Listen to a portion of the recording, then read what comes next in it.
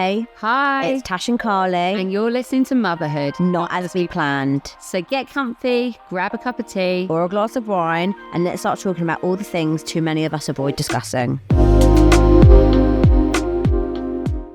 Hello guys, and welcome to this week's episode. How's your week been, Tash? Yes. Am I ever just going to have an update where I'm like, do you know what? I've had a good fucking week. What to say, what to share, what to hold back, what to lie about. Well, I've just had the whole update and that's taken the last hour and a half. Why don't we start with you? How's your week? My week has been good. Good. It's been half term, so really busy, like literally haven't stopped with the kids. So I had Theo finished school on like a Thursday, like a random Thursday. I don't know. But like literally, I think as well, because the kids went to their dad's last night. So Thursday to Sunday, they'll be with their dad. It's his normal weekend with them. I wanted to make the most of it, but then I do feel like you like literally drive yourself to a point of exhaustion. Like you want to make the most of it all. And yeah, like we've had a really nice week. We've done we did the balloon museum. Bubble one's better. Oh, really? Yeah, the balloon one's a bit creepy. It is like an exhibition. Right. And I think a lot of it was about emotions. And like one of them was like fear. And it's like this creepy thing. And like with this really, like some of the rooms have really eerie music. And Mila was like, Mummy, me scared. Really? So yeah, we had to like go through those rooms. But like it was good. And the kids had a great day out. And like I went with a couple of my friends and their kids. And they were brilliant. And like it was a really good day. We did the farm. What else have we done? I had a day with just Theo, which was really nice. Yes.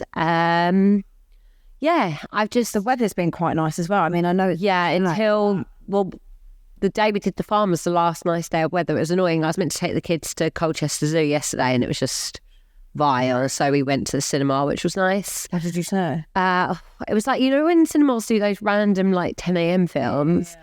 It was like the Jungle Bunch. I thought it was like the best thing he's ever seen. So that's fine. I was like falling asleep.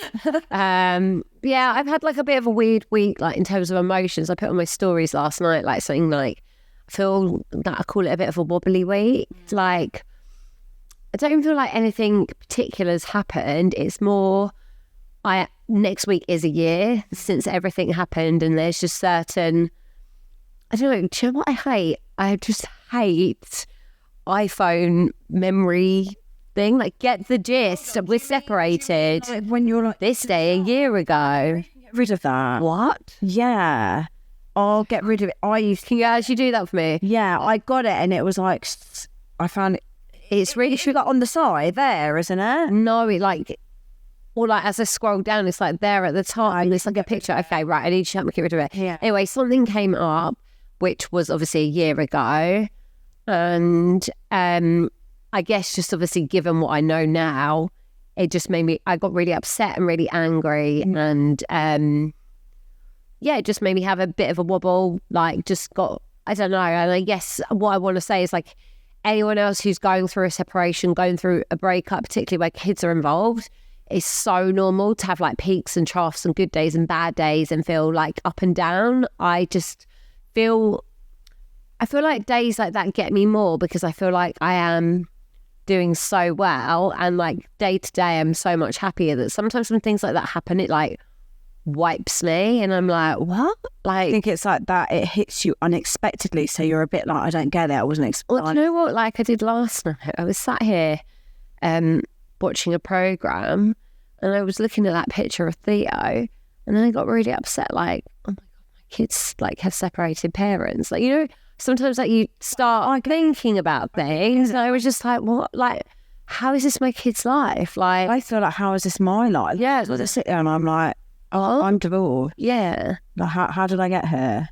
It's days like that. And I think it's really important to normalise that even though, like for me, I'm really glad everything that's happened because it's brought me to where I am now. It's still really normal to, I don't know, like ride the emotion and feel sad about certain things. And like that sadness doesn't mean you're sad about not being with that person, but absolutely for my kids, like I God, that picture makes me emotional. But I was like looking at it, just be like, look at his little happy face, and just thinking like, I don't know, I can't explain it, but yeah, I've had a wobbly No, week. I really, really get it.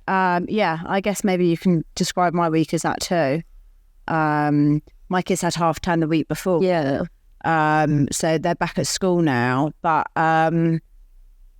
yeah, the whole no contact thing, I don't think we've ever, well, until I went through my breakup with my ex-boyfriend, we've never discussed it because obviously You got kids. you can't do no contact with someone that you've got children with. And it's just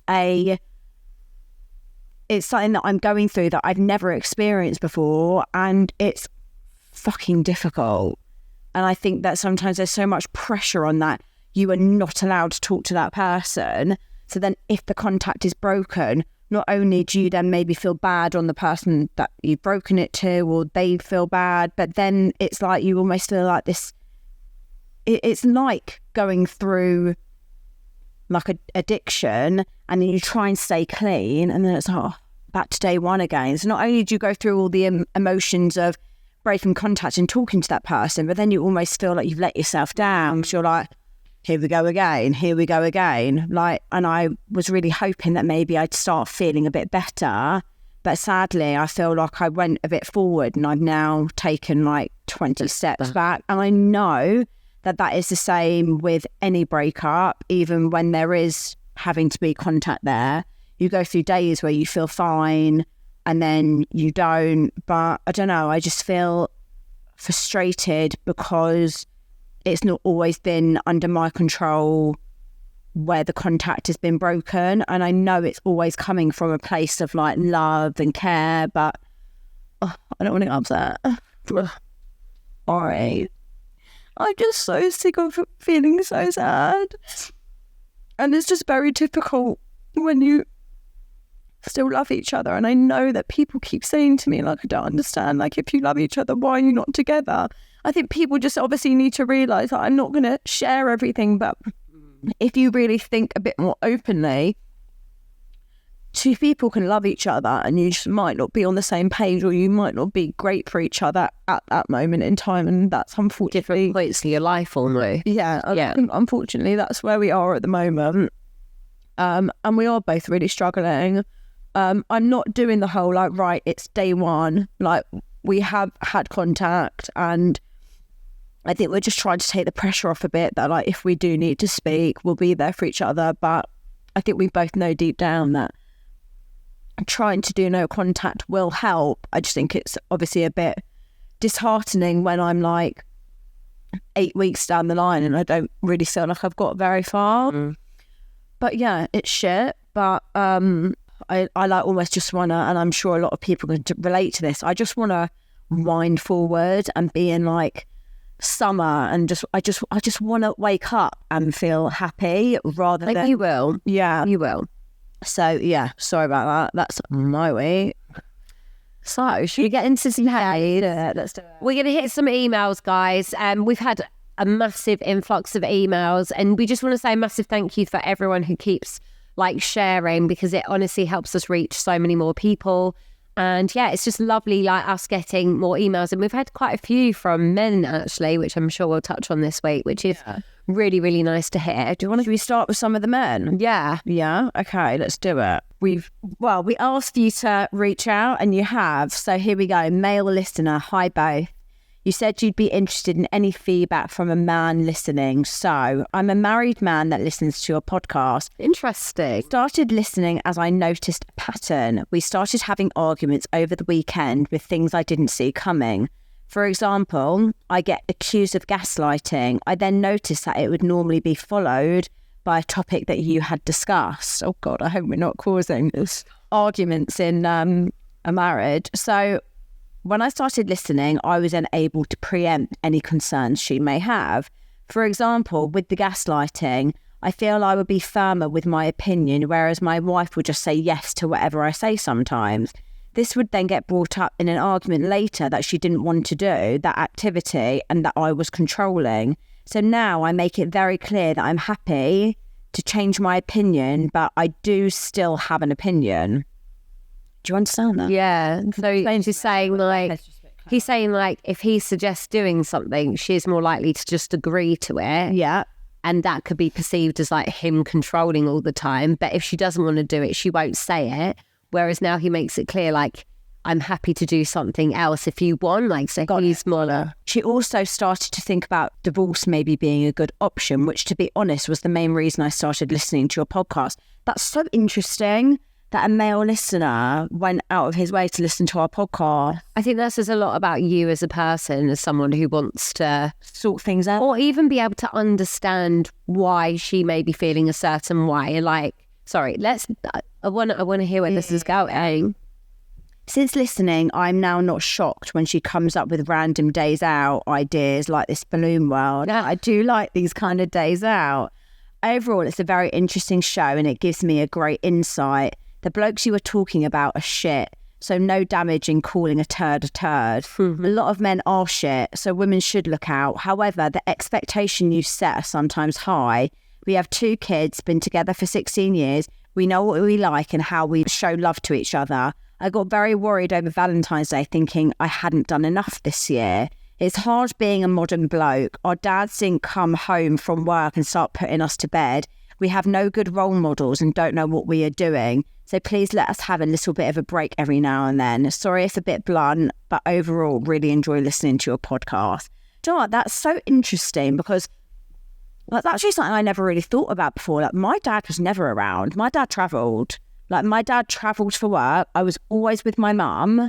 And I feel like I'm not sitting here and saying that our expectations are too high on men, but sometimes expectations are made higher based on things that you see on social media. Like, oh, that's couple, he took her there and gave her this. Why isn't my partner doing that? And I think it's so easy to compare yourself to things that probably aren't that real. That's really interesting coming from my dad was always there. He worked for himself, and you know he always took me to school, and like I feel very lucky that I had that privilege. And I guess almost because of how present my dad was, I felt more disappointed in my set of circumstances because I had such like my dad literally based everything around us as kids. Everything he did, like he sacrificed things like having, I don't know, like doing up the house for things like holidays. And I feel like I had such a good dad. So I do find that interesting. Obviously, people come from all different sorts of upbringings and things. And I do think... I guess one thing I want to highlight is a present dad doesn't mean they're... I agree. Doesn't mean they're not. No, I agree. And look, I'm not saying that. I just know I was very lucky in my set of circumstances. I do find it interesting. Obviously, like, we're not here sharing things being like, guys, get divorces and... you know, find problems in your marriage. But I do think it's good in terms of, I don't know, I think like a lot from my own marriage, it's nice to look, like if I was listening to something and could reflect on things even I'm doing, not wrong, but I could do better or I could handle in a different way and see things from a different perspective. I think that's good. I think it's a really nice thing that you're listening to the podcast because I think that shows like you care about your marriage enough, and hopefully like, I don't know, hopefully your wife sees that that's you, like, do you know what I mean? Making an effort. Trying to understand her. No, I think that I also just like hearing that we have listeners, not just that are male, but that are married. I agree. I think we have quite a few who are married. Yeah, because I think that, you know, even when we've spoken in the past about like sex in a relationship or like when you first become a mum, and there are things definitely that I feel like we share that actually is really interesting for someone in a happy relationship to take on board and be like, yeah, actually, maybe I have had friends or people that follow me that have messaged me and being like, do you know what? I listened to that and you made me realise I need to make a bit more of an effort in my marriage. So I think we'd never want it to make anyone feel like they're not doing enough, like what you said about the Valentine's thing, like card and flowers is suffice, you know? Yeah, I guess like knowing what your partner's expectations are. Yeah, look, sometimes expectations in certain things like romance and stuff, maybe they are a bit high from movies and social media, but as long as you're sort of trying to make effort and the sentimental. And do you know what? For me, like personally, it's not actually the monetary things where my expectations are high. I'd prefer like a cute little post-it note left somewhere. Yeah. Just a reminder, I love you. That literally takes 20 seconds and is practically free. Yeah. Like so I don't think it has to be the expectation of it being a big monetary thing. But no, like sometimes it's the really little things that are more thoughtful. I agree. Than have a bag. Although, I mean, I'd like that too. Not going to say no. I really like the title of this. It's called Male Listener Helping Me Be the Man She Deserves. That's cute. No. Hello, Tash and Carly. I'm emailing after listening to your recent episode where you asked for any male listeners to write in and explain why I listen. I also wanted to try and give hope to those going through similar experiences to yourselves that there are still some genuine, decent guys out there, and just have some faith and to keep strong. I have a tendency to waffle, so please edit as you see fit. So I was recommended your podcast by my amazing partner. I just love hearing how he talks about it. Sorry. Who followed you both on Instagram before your unfortunate situations. And we firstly want to thank you both, as it's so helpful to the both of us for you sharing your experiences. A quick summary of her situation, but there's so much more to this than the below. Separated from ex-husband after nearly 10 years of marriage and a 14-year relationship. Had her first miracle child just before COVID after 8 cycles of IVF and years of trying with multiple miscarriages during treatment. Natural conception of the second child 13 months later, so the children are only 20 months apart, and she'd already been on such an emotional journey before the separation. They separated 2 months after the second child was born, as she caught him cheating with, wait for it, a female colleague he had been training at work throughout the entire second pregnancy. Since the separation, he's emotionally and financially abused her and is clearly a narcissist.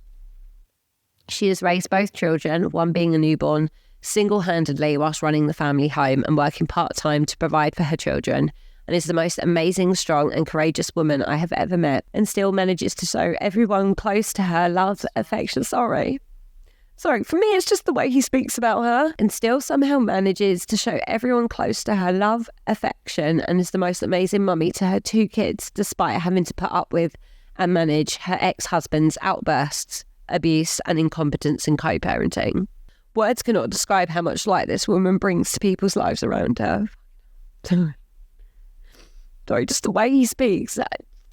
So I wanted to write in and explain why I listen. This podcast helps me understand better what she is going through emotionally and helps me to support her more through the tough times and be the man she deserves. We have been together now for 16 amazing months and we've become a proper little family. Both of you have helped put things into perspective for me, as you have always been able to explain things or feelings in a way that maybe she could not. Sorry. It always makes me so emotional. It allows us to talk about her experiences, feelings and situation openly as she relates to so many points you make in each episode. Apologise in advance if you can't hear me properly, guys. We listen to your episodes and then talk about it afterwards, and it brings us so much closer as I can appreciate how hard it has been for her, and therefore we are be able to support her through it all. We're filing for divorce soon so we can move forwards and one day soon marry. So any help or shared experiences on that topic would be greatly received. Thank you again for your bravery and openness in sharing your experiences, and we eagerly await all future episodes. Hopefully you can read this out so my partner can hear just how strong and inspiring she is and how proud of her I am for all that she has achieved. Oh, God. I think just to hear a man speaking about his partner like that, we talk a lot of doom and gloom, and we talk a lot of men in particular not treating women with respect or love or appreciation. Like, I think just to read like a man who's done that off his own back, who's written in, who wants to show his partner how amazing she is and how he feels, I think it should give hope to every listener out there who perhaps is in the thick of it and perhaps has lost faith that good men exist, that there truly are some incredible men out there who want to love you and treat you and understand you. And I don't know, it's obviously hit home for me and Tash. I think just hearing, oh God, I've actually just cried an eyelash off. I need to go stick it back on. Oh dear, that's not good. Oh my God. Trying to do stuff on the camera. Thanks a lot about it, yeah, I'm sorry. Oh God. I can't even talk right now, I'm sorry. I don't even know why I'm getting upset. I just don't think I'm in a very good place. So, yeah, it's so nice to hear, like, I don't know, like, she got her happy ending, and it's really lovely for her that she found someone that's happy to take on, like, her 2 kids. And I think it's so nice that you're using the podcast, you're listening almost together, and then, like, speaking about it afterwards, and like the fact you're trying to understand her more, and like that's it. Like, it can be so hard to articulate how you feel if you know someone's not experienced it, or even just saying it out loud sometimes. And I guess maybe to hear us speaking about experiences that so many people can relate to is that if you can't articulate it, hopefully we kind of can. And getting someone to listen to that and understanding it, I think it can be massively eye-opening. It's that open communication, isn't it? It's that understanding, it's that feeling seen and heard and understood as to why you might feel a certain way. And I think, I don't know, I feel like you're using it in such a positive way. And it also feels like, from a selfish point of view, it feels really good that we can help someone. I don't think it's selfish. I think we know that's exactly why we do it. Like, I get a joy out of knowing that sharing our experiences are helping other people. That's why we do it. That genuinely is, like, it makes me happy when I get messages from people say, like, you know, I know that you do. I get it all the time. I genuinely get messages from people saying, like, you have saved me. Yeah. Like, who even are we to be able to do that? So, like, good for you for going out of your way to understand your partner and helping her through her trauma, and just wanting to actually understand it. Just, shows she's very lucky to have you, and as are you with her.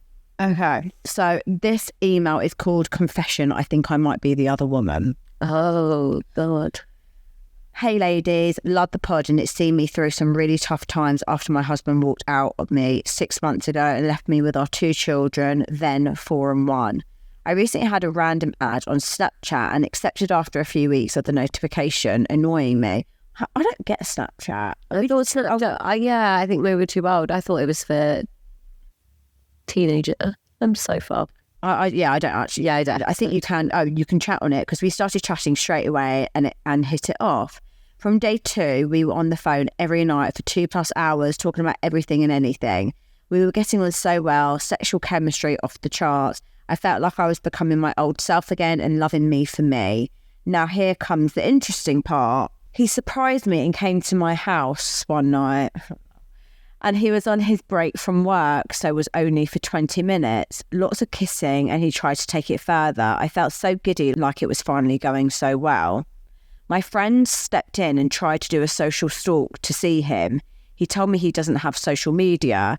They then found his profile. I'm pretty sure he has a baby and a partner. I also feel like anyone on Snapchat has social media. Yeah, I feel like it's such a... So true. Like, so young. Bit like, I don't feel like any... Yeah, if you... Do you know what I mean? Snapchat. That's Facebook. Yeah. 100%. Facebook. What the hell do I do? We've had... Wait, reverse. I missed that bit. So she said, like, my friend stepped in, tried to him, found his profile. I'm pretty sure he has a baby and a partner. Oh, wow, okay. We didn't hear that bit. Yeah, I'm pretty sure he has a baby and a partner. Right, okay. What the hell do I do? We've had the do you have kids conversation, as I have 2, which didn't bother him in the slightest, and honestly wouldn't have bothered me. What a shitty experience. Any advice would be greatly appreciated. Keep up the amazing work. You helped me put in the washing away. Okay. I would call him out straight away. I think as well, when you've been through a marriage breakdown, I've got no time for BS. Would you, here's a question, if you were dating and you were talking to a guy and it was literally like her situation, and you found out after stalking him that he actually had a partner and kids, would you ever tell her? I think it depends how deep it had got on your level of dating. But like, does it need to be like he turned up at her house? Like that might not be deep, but like that's cheating. I don't know. I don't know what I'd do. I was 100% confront him. I don't care if I'd look like a psycho if I ever bound him. I'd be like, you absolutely lied to me. Yeah. That's weird. Red flag. I don't know. I don't know if I would. You know what the thing is awkward, because being in a position where you've been married and you're not sure necessarily what your husband is doing, sometimes people don't want to know. Sometimes people know and they brush it under the carpet because they don't want to know. And then you're then being the one to like give them that bad news that they haven't really wanted to know. Do you know what I mean? It's like part of me thinking like, don't get involved. If she wants to find out, eventually she will. And then the other part of me thinks like, girl code, like let her know, like she might be that person that like wants to know. I never know what the right thing to do is in that situation. No, I don't think there is a right or wrong necessarily, because every person is different. I think I was probably... What would you do if you were... So say you were still married and someone came to you and said, you know, I have this proof that your partner is having an affair or whatever it is, that say there's something. And that person was the woman. And it was the other woman. What would you do? Would you be glad you knew? I think I'd probably depended what situation I was in. If it was in the middle of a pregnancy... Do you know what I mean? Like, you don't know. It's, oh my God, it's like, it makes me actually feel slightly unwell. Confront him, block him. Maybe it's best not to get involved and not, it's so difficult, isn't it? Yeah, or I would probably be more like to the guy, I'd be like, you need to tell her or I will. Because then I feel like you're giving that person the chance to do it. Yeah, that's true. And that's who it really should come from. Yeah. I say that, I probably wouldn't. I'm such a pussy. But no, definitely like cut him off. I'm sorry that you kind of maybe felt like you got your spark back and then you felt like you were lied to and betrayed. Like, my advice also would be is don't talk to anyone on Snapchat. Delete Snapchat. Yeah. I just feel like it's just bad omen. No, I just feel like Snapchat's young, immature people. It is that, like, I think it's a red flag if you're talking to someone. Just say you matched with someone on Hinge and they were like, do you have Snapchat? I genuinely think I'd unmatch them. Yeah, I agree. think that's such a red flag. Like, are you 12? Like, why are you on Snapchat? Snapchat was originally made to be able to send pictures that you could only view once. I know you can obviously do that now in other ways, but that's what it was made for. It's literally made for like sexual... cheating. Yeah, no to Snapchat, guys. If you're talking to anyone on Snapchat, the likelihood is they're talking to other people on Snapchat too. So maybe that should be the first red flag in itself. Okay. Should I trust my gut? Yes. Yeah. Should we just scrap this whole email and just say, yes, you should? Yes. So this all started Valentine's Day 2023. So last year. Yeah. I found out my partner of almost 19 years was cheating on me with a work colleague. Another one. We should have something every time it happens. I don't know what, like a noise. So it's a sign. Another.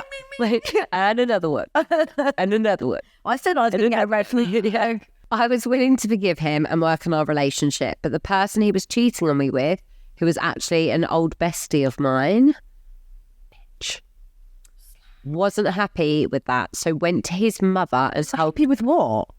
that he... yeah. Oh, sorry, hon. Sorry. Thought of first, you slag. Wasn't happy with that. So she went to his mother and told her everything. And somehow I was the bad guy. Sorry, what? Oh, yeah, sorry, yeah. Actually, to be fair, it is bad of you to try and make things work with your husband of 19 years because... Not husband, partner, but still, 9 years. Like, why are you just changing the story? 9. 9 is still a significant period of time. Very carried away. Anyway, me today, guys, don't you? Somehow I was the bad guy. Now, I have to admit, mine and my partner's relationship wasn't a healthy one at the time and hadn't been for a long time. Moving on, I fought for him and our family to stay together as our 2 boys wanted us to be a family again, all whilst he carried on with this other woman. He told me he loved me and wanted to carry on having sex with me, as apparently I gave the better blowjobs. The audacity! I'll take your brothers, but I'm going to go fuck her. You joking me? What? Wait, can I read that sentence again? No, but can I just say something? I would never, I'm not saying that like everything else that she said, like take him back, fight for it, but I appreciate her doing that. But I would never give a man a blowjob who's cheated on me. No, that's what I'm saying. That's what I was going to say. I'd never give a man a blowjob when I know that he could be sleeping with someone. When that's been someone else's when that's been somewhere else. That makes me physically ill. Go and give it a wash. Dirty whore. Sorry, I'm really cross. Can you just read that bit again? He told me he loved me and wanted to carry on having sex with me, as apparently I gave the better blowjobs. I hope the other woman's listening to this. Your blowjobs are shit. They're too slappy.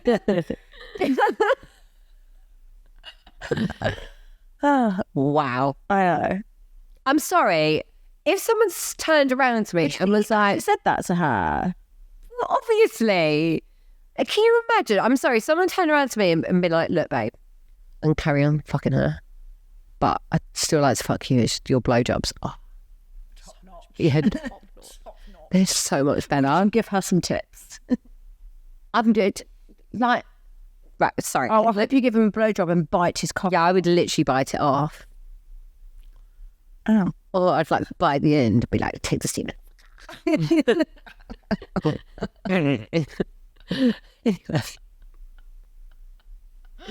But then would leave our house and stay at hers, and this went on for 4 months. I really hope you weren't giving him blowjobs in this time, by the way. I really hope that ceased.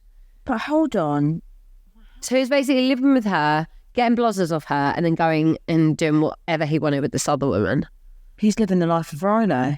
Literally. Got it all, innit? Living his best life. Innit? I'm not proud of myself for that period of time, as I really degraded my own self-worth. I don't know. And it's easy to do it. When you love someone, or, you know, you've got that idea of that family unit, you'll do anything to make it work. Yeah, don't put yourself down. Like, what's done is done. We've all been there. We've all, you know, not put ourselves first. And done things, yeah, exactly. In the June, he decided that he wanted the family back, and I took him back. We are working on rebuilding the trust and feeling better in our relationship, but I have this gut feeling that something still isn't right. He's being more doting and affectionate than he's ever been in now almost 10 years I've known him. Am I just paranoid, or should I listen to my gut? I could really write a whole book on the events that happened in 2023, and I love the podcast. Look, I think when you know someone's cheated on you, it takes a particular person, it takes particular characteristics in a person to truly move on and accept it. Look, I know I'm not the kind of person who would be able to do that. And I think you're always going to be paranoid. Yeah. Once you know someone has been unfaithful, I think it would be foolish not to be. Mm-hmm. And I think if you take him back, I'm always a big believer. Look, I've seen people make it work where there has been infidelity, my moment black, where there's been infidelity and both parties have made it work. But that's taken years of building trust and working on it. And there being the remorse, and I don't know, I know that we've only had like a snippet of what's going on, but that's what I was going to say. Is I also have learned over the last year that the gut is a lot more powerful than you think. And if you're feeling something, there's something's triggering you to feel like that. There's something, whether it's in his behaviour or just anything, I personally wouldn't ignore that. And I think Like, you've got to reflect on things like, do you want to spend the rest of your life being constantly on edge and constantly paranoid? Do you know what I think it is? I think what you need to actually gauge before you start trying to decide whether you should listen to your gut or not is just say, hypothetically, you find out that he is cheating again. What will you do with that information? Are you going to do what you've done before and sit with him and go with it? Or are you going to leave? Because if it's the latter and you're willing to leave, then do some investigating and find out. But if you're not, and you don't feel like you're at that point where you're actually ready to take that plunge, in the nicest possible way, you may as well ignore your gut. Because ignorance is bliss. If you don't feel like you're ready to leave him, I know that might not be the right thing to say, but you're then just going to, I don't know, I just feel like you've got to decide what path you want to go down, and then decide whether you want to listen to your gut or not, and try and find out whether something's happening. Because it will actually probably be more damaging if you think, I've got a gut feel something's going wrong, I'm going to look into it. You look into it, you find out he's doing the dirty again, and then you just stay. You may as well not know. I agree. Do you know what I mean? Yeah, I agree. I hope that helped. Something that we're actually going to ask for you guys to be doing, especially the people that, if you're listening still, hopefully we've managed to keep you for all of the 30 episodes we've done, but we want to get some follow-ups. We want to get the people that we shared right at the beginning of like last summer. We want to hit updates. So if you are listening to this and you've emailed us before and there is a follow-up of a story that we have shared, please email in and put in the title part 2, because we really want to do an episode or a few episodes where we're getting to understand where you are now, whether you listened to advice happened, because we genuinely care. Like, this advice we're giving is because we hope that we are helping. We're like our friends. Yeah, literally like our friends. And it's like us giving advice to our friends. That's how we look at it. Okay, this one's called Crazy Online Dating Story. Hi girls, love your podcast. I'm a single mum of 2 little ones and have a crazy online dating story for you. I started chatting to a guy and we arranged to go on a date. I asked him to call me Friday night to arrange the date for the Saturday. We had loads in common and he told me he had a son who he saw most weekends. I thought, perfect. I've been single for nearly 2 years now, so this was a huge step for me. I'd only told my mum. Friday afternoon, I randomly told a friend at work about the date. She's always been really supportive, being a single mum herself. Her face fell to the floor when I told her his name. Oh, fuck. He was her ex-fiancé. Oh, my God. The father of her son, he has not seen for 7 years and pays no maintenance. What are the odds? What are the fucking chances? That's not a coincidence. That's just like... Wait, and he's told her, I see my son most weekend. Oh, it gets worse. When I initially met with him, his profile stated that he lived in a town approximately 15 minutes away, but was currently staying at his parents in the same town as me. After our initial oh my God and shouting liar about this awful man, I then asked her, where does his parents live? My face now dropped as she stated, the road, it's my road. I quickly went on Google Maps and asked her to show me the house. Yes, his mum and dad live opposite my house and I know who he is. I would love to send you the pictures. Absolute catfish. The tall, dark, handsome man is a fat, balding... Oh my God! Shut up! He did call me the Friday night as planned. After a few wines and a run, I told him I work with his ex-fiancée and as a single mum of 2, I'm disgusted he doesn't see his son or pay his child maintenance. I'm unsure if he has worked out who I am. At the moment, I haven't said anything to his face while he puts out the bins. Oh my God. I truly believe my sixth sense took over this day to avoid me meeting another lying, cheating man. You, I'm not being funny. If you got a picture of your dating profile and you turn up and you're like, where is he? And it's like this big fat man sat there. Would you not be like, I'm going? I would not sit down. I'd be like, you're lying. Well, you've lied already. I'm off. Where's your hair? Where's your hair? Where's your hair? Where's your hair? That's what I'd start singing. Where's your hair? Where's your hair? I'm mortified about this story and you're singing. True though. My God. And what are the chances? I'm sorry, this is why. Don't think, remember who you're talking to right now. Will you say this is why I'm happy I'm not single? That's exactly what I was going to say. I'm so glad I'm off dating apps. But then I realised that was a really insensitive one. Yeah, she's still fucking never. Oh, God. I hope that I don't have to go back on the dating app. No, I hope he's going to fall. He's going Fall at your feet. he just falls on my lap. No, I'm hoping I just get introduced to someone. Yeah. While Carly's just scrolling through and looking for emails, I thought I'd share my opinion on Beyonce's new song. I don't understand why she's suddenly gone all country. I think she's decided she needs to be a bit more like Taylor Swift, who keeps winning all the Grammys that she can't win because she's upset that she's never got album of the year. What are your thoughts? Sounds like Tash really bitter. I feel like she Oh, I'm not bitter. I know, Tash is really obsessed with Taylor Swift, so I feel like this is Tash's way of like protecting her. Do you know what?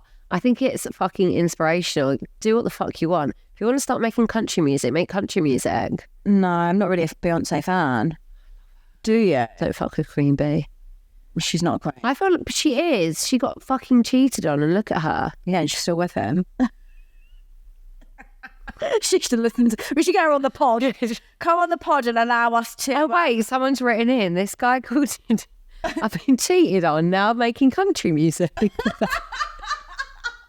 Should we get Beyonce on the pod? Anyone's got a contact, holler at her. No, I don't want her. Right, okay, right, I've got one. Okay, go. Hey girls, I have recently found your podcast and I am loving it. I'm currently on episode 13. Don't remember what that is. I would just like to say thank you and tell you a brief overview of my story. Can I quickly pause you a minute? Do you think because she's on episode 13, she's going to have to wait, she's not going to know for ages that her message has made it? She might, because she doesn't mean she has to listen to one episode a week. She might be binging. No, but what I mean is, it's quite funny. She'll just she might take a while. Right, you can only listen to one episode a week, guys. What's wrong with you?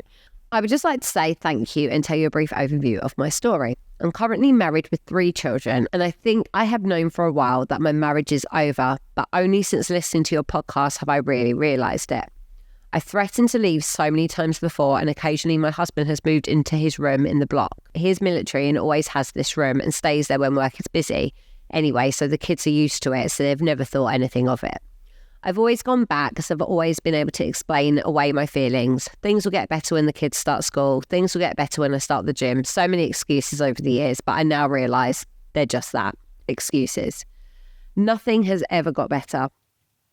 From being gaslit, feeling unloved, uncared about, never being a priority to him, walking on eggshells, life has been generally rubbish for as long as I can remember. We do not agree on anything, and that has become so much more apparent recently.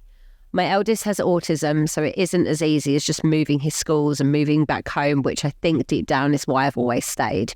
But it's finally time to put myself first and actually be happy. So I've made the first step and contacted the local authority back home where my family lived to start the process of looking for a school, and that is all thanks to your podcast. I really resonate with so much you girls say. Keep doing what you're doing. You're helping so many people. If you've got this far reading, thank you. So it makes me really emotional because Don't stop. My lashes are not. My lashes are not going to survive this for much longer. Oh, it is the courage. It's, I think, as well, obviously from what you've said, it's not like there's been a particular event or thing that's happened. It's, you said, you can't remember being happy, you felt this way for such a long time. And it's, we've said it so many times, it's so easy. It's easier to stay in those situations where there's not a definitive reason to leave.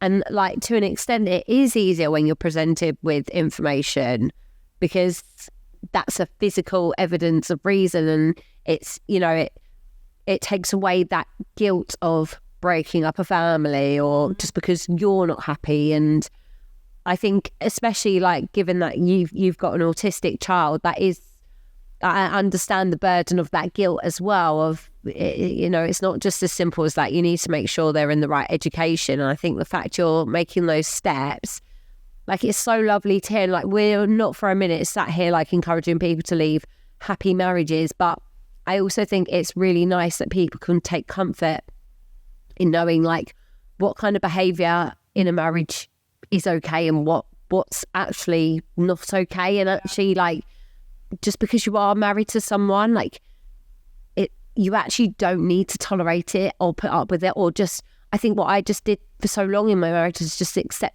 that was marriage. And you signed up for it, you signed those papers, doesn't matter how miserable you get, you're in it. Although, and me as a person, I would have stayed for that long, because that's me as a person and my feelings around marriage. But I think it's only having gone through this, I realised, like, now actually, like, I think what you're doing is incredibly inspiring and just shows what a strong person you are, that you're putting your happiness as a priority. Yeah, absolutely. And like we said, like, it's really nice to be able to hear that we help those people make the decisions that they feel like they maybe wanted to make but didn't feel like they could. So yeah, good for you, like, doing what's right for you. And what will be right for you will be right for your kids at the end of the day. Like we've always said, like, happy mum, happy kids. Like, and I genuinely believe Yeah, I do too. So thank you for emailing and sending that in. We thought we'd read a few confessions of the week. Are you ready? Ready. This one's in an email. It's called My Embarrassing Confession. I thought I'd share this as Tash is going through the same with the no contact. I broke up with my partner of 5 years 2 months ago. I haven't broken the contact, so to speak. I've been driving past his house every night, looking through his window to check that he's home and not out with someone else. I know that this is quite psycho, but it gives me comfort because he's been home every night. I feel you. Oh, that's why you're not coming out for this, right? Look, We done that? obviously not. Is it obvious? Yeah, like, I'm hot and sweaty. that was my email note. Oh, Tish. I don't know what am I really red. Obviously, I don't do that. Look, I can really appreciate. Got a tracker on his car instead. No. Oh my God, that's such a good idea. I can really appreciate, like, I've read quite a lot about the whole no contact thing, and because I literally felt like an addict, and it the same chemical that you release when you're going through withdrawal with like a drug is exactly the same as no contact. Interesting. Yeah. So you go through that, like, you need that dopamine hit. And you will get that dopamine hit, even if you just see them view your story. That will be a little bit of dopamine. If you see that they're online on WhatsApp, that will be your dopamine hit. But the more you get it, the more you need it. And the more you want, and you need, like, more than what you're getting. So I can completely appreciate that type of, like, psychotic behaviour, no offence. But my advice to you would really be that you need to try and set yourself some boundaries, because you may think that you're doing the no contact, but that's not going to help you move forward. So my advice would be maybe make some plans so you can't do that. I get, like, it is really hard, like, it is, but maybe driving past and looking in his house is Step too far. Get some binoculars and do it from afar. Let's get a PI. No, I'm joking. So yeah, I resonate with the difficulty, but maybe try and take a step back. You've got to try and, like, block it out. Like, it's not healthy for you. Like, think about yourself. Like, also, one day you'll drive past and he won't be there, and then what do you do? Then what happens? Yeah. So yeah, but I feel you. It's hard, but you need to make some changes, I feel. Hi, girls. I've not long split with my kid's dad, and I'm struggling with them going to his every other weekend. However, on those weekends, as soon as they have left my house, I go upstairs and have some me time. Cannot recommend the clit sucker. I love that. Look, girl, you do what you got to do. And also, sometimes like it's that release of what's it release? Endorphins that's going to make you feel good. It's actually scientifically, also I was listening to a podcast and they were actually saying that there's this skin specialist or something, apparently. Are you going to say like cum's good for the face? Not cum, no. Having orgasms actually makes you look younger. So the more orgasms you have. No wonder everyone thinks I'm 20. So I saw something that was really interesting that I thought I would share, considering we're talking about like hormones and everything. A release of endorphins for a woman makes them more likely to fall in love with someone. Why women catch more feels when they sleep with someone. Exactly. And obviously, when you have sex, you release those endorphins and women fall in love. Well, yeah. Do you know how men fall in love? Like what hormone? With their eyes closed. When men have a hormone called vasopressin, I don't know if I'm saying it right. They get the hormone vasopressin when they fall in love, and you try and guess when they get that hormone. When they have an affair.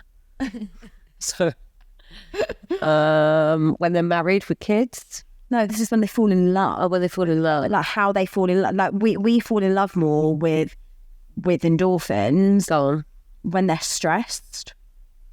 So make him really stressed and he'll fall in love with you. So guys, if you're in a really happy marriage and you're stressing your husband out, keep going, because that's why he loves you so much. But do you know what? Maybe that's why when women are like not constantly like being affectionate, there's sometimes a bit hard work. And to be honest, I'm not really sure if it's even true. I saw it and it sort of made sense. Was it TikTok? Yeah, it was. So obviously, it's 100% facts. It was on TikTok. Someone put some glasses on and made a TikTok. Oh. It's me. But anyway, guys, should we finish with an affirmation? Find me one. Give me one. I need some affirmations in my life. My strength is greater than any struggle. Yeah, I like that. My strength is greater than any struggle. Yeah. Believe it, guys. Thank you for listening. Please do not forget to like, follow, share, subscribe. And please, guys, we haven't had many feedbacks on Apple Podcast where you can review us. Only 5-star reviews, please. Yeah. But it really, really helps us. Do you know what would be so nice? It's the people that send us all those DMs. Obviously, we still want them, but please leave the feedback there as well, because I feel like it really helps. Yeah. And yeah, thank you for listening. As always, sorry for a few sniffles and tears at the beginning, but middle and end. We keep it real here, you know? That's what we're here for. Laughs, cries, and yeah, we will see you again next week. Bye.